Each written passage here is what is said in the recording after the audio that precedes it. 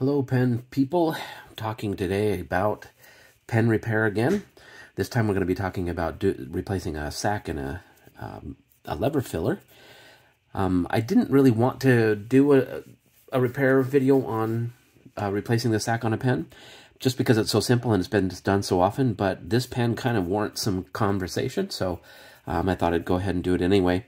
This obviously is a Sheaffer Balance, 1930s, 1940s. Nice striated green celluloid, and the cap is unremarkable. It's just a nice cap. But the pen body is what's interesting about this one. This, if you'll notice, it has the blind cap from a vac filler, but it's fused to the pen. And sometime in this pen's history, a professional pen repair, because I can't imagine this being done by a layperson, turned it into a lever filler. This is the vac filler body.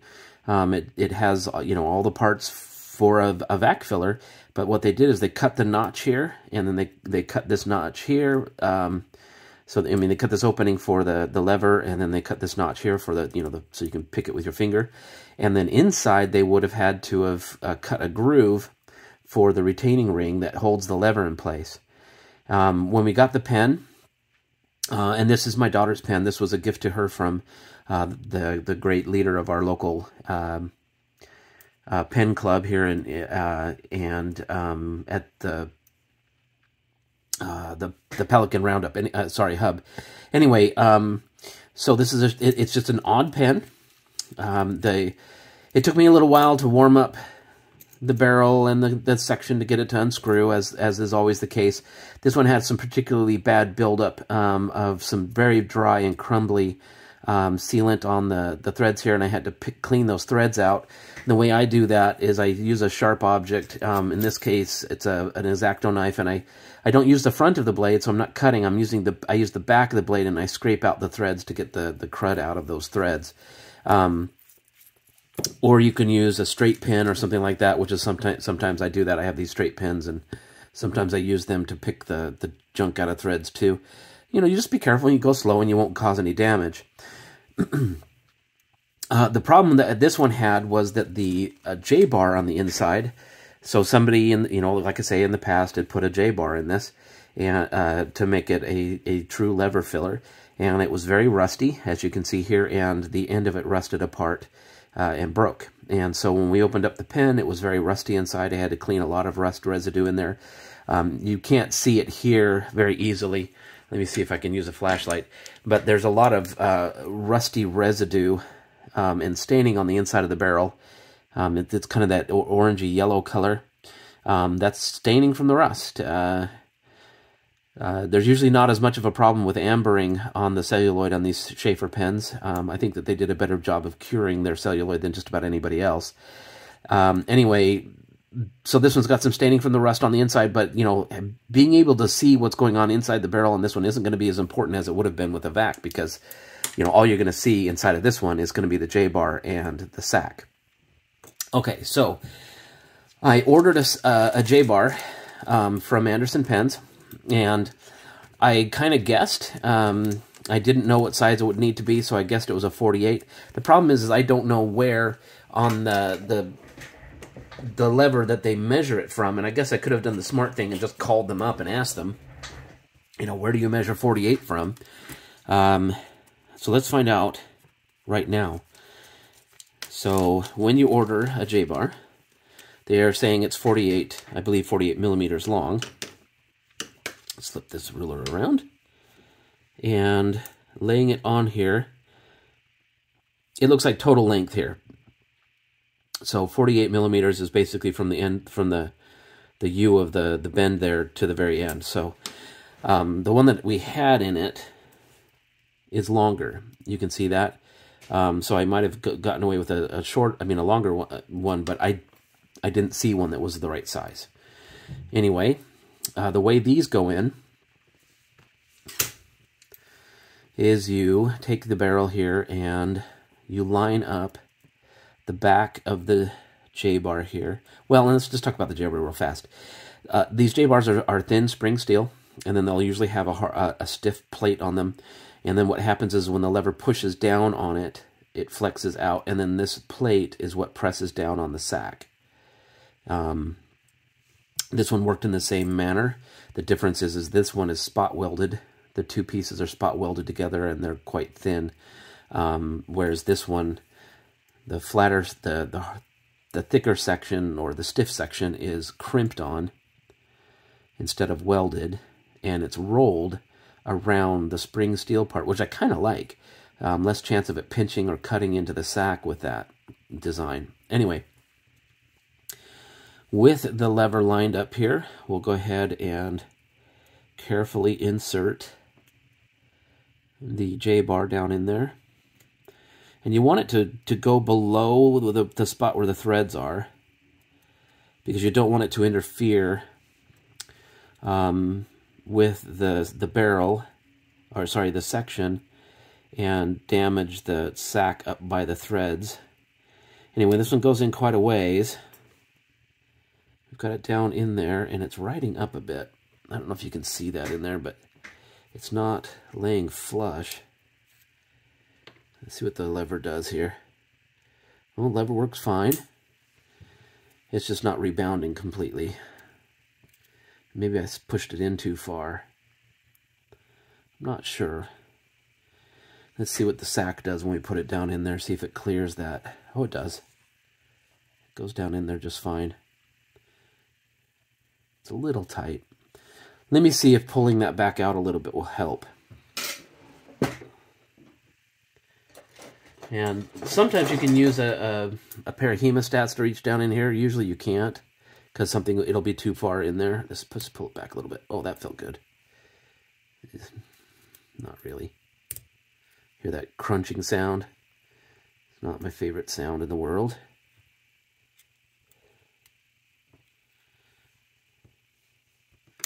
That's a little better. Let's just see and how deep the sack goes in there. So the sack is going down that. Oh, that's good. It's in there deep enough. And when we pull on the lever, ooh, that's not. I wonder if this J-bar just wasn't really designed for such a narrow pen. I'm not certain. Okay, so we have the J-bar seated into the pen, and we have our sack. And what I did was I took my bundle of, oh, that's not it, my bundle of assorted sacks, and found the one that seemed to fit the nipple best and go down inside the barrel without any impedance. And so what you'll want to do is you want to stick it in there as far as you think it should go. I push it to the end and then pull it back just a hair, because I don't want it to get pinched in the end of the J-bar. And then line up the section here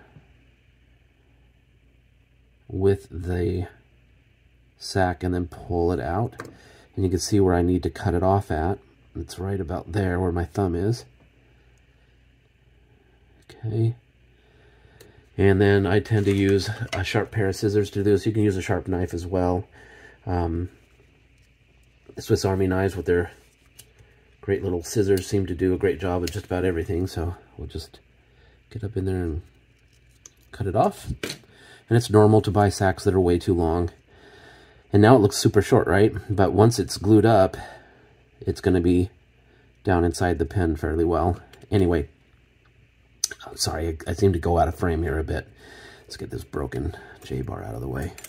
We don't need this anymore. Okay, so well, I guess you should show this. So this pen did not originally have a nipple for the sack. This is a thin-walled piece of ebonite that was cemented to the inside of the section of this pen that we can now adhere a sack to, but you can see it's pretty short. So I just hope that it's long enough and there's enough of a shelf there for the shellac to hold the sack well to it. And I guess we'll find out. One of my fears is that part of the reason why there was so much rust inside the barrel is that that possibly the sack broke or tore or somehow leaked and that's why it was so rusty on the inside of this barrel. And that can happen over time, but I'm wondering also if it was a defect in this retrofitted design. Anyway, the shellac I use, again, is from Anderson Pens. I know there's a couple of different suppliers that you can get it from, and it's always a pain to get the lid open. There we go. And it's kind of this gooey, runny brown stuff. And what I like to do is go in here and wet the whole nipple with it and give it a minute to start setting up a little bit. Particularly with this one where that nipple is a bit lumpy. There's bits of glue residue on it. I didn't want to go too hard on it because it looked like that nipple was cracked a little bit. And so I'll let that set for a little bit before I attach the sack. Okay, I've let it set for a few minutes. It's gotten tacky now. Now, I don't usually do this, but with this pen, just because I want to make sure it adheres really well, I put a little bit of the shellac in the mouth of the sack too. You know, I run the risk of there being like a lip of shellac, you know, but to me, it's more important that this sack adhere to this section than there be a slight hiccup on the inside as far as ink flow goes. But I don't think that there'll be a problem with that. Sheaffers always have decent flow characteristics. Anyway, so it's on there, and sometimes I'll twist it a little bit to make sure that there are no bubbles or places where there isn't any good shellac. And then you can see how it's kind of not out of kilter there a little bit. I'll kind of tweak it a little bit until I get it more straight. There's going to be you know, these sacks are not perfect. I believe they're hand-dipped latex or whatever. So, you know, there's going to be some variance, and there's not perfection here. Anyway, once it feels like it's starting to set up, I'll just let it sit. And now, sometimes I'll assemble a pen even when the shellac's a little bit wet and then just let it sit and dry. But this time, I want it to dry completely onto the section before I reassemble the pen. So I'll get back to you when this is dried. Okay, it's been drying for about 15 minutes, which, you know, may not be long enough. It'll still be a little bit wet, but I need to wrap up the video. So the next step is to insert everything into the barrel. And this is pure talc. And again, this is from Anderson Pens. You can get it from other places as well. Do not use baby powder because that is cornstarch now.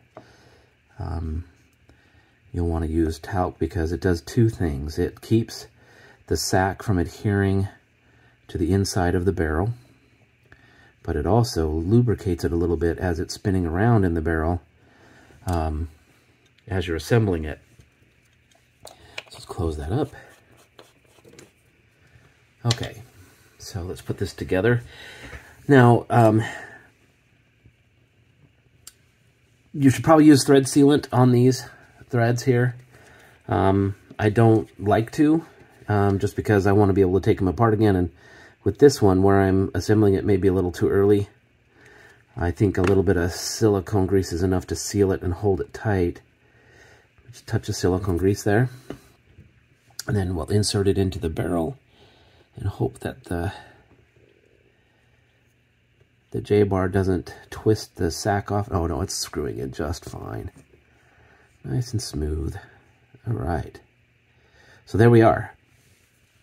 We have a reassembled pen, brand new sack, new J-bar, and this one, I'm not going to operate it right now just because I don't want to put any stress on that not yet dry joint there, but it's not going to pop up all the way and stay. This one's just a little too tight, but it does compress enough, and you'll feel enough resistance that you'll just stop, and it should feel just fine. So there you have it. A simple sack replacement in a very unusual Sheaffer balance. One thing I didn't mention is that when I was assembling it, you saw that when I was pushing the sack onto the nipple of the section, that I didn't use a special tool for that. I have never found a need to when I'm using latex sacks unless they're really, really tight, and that's never been an issue for me.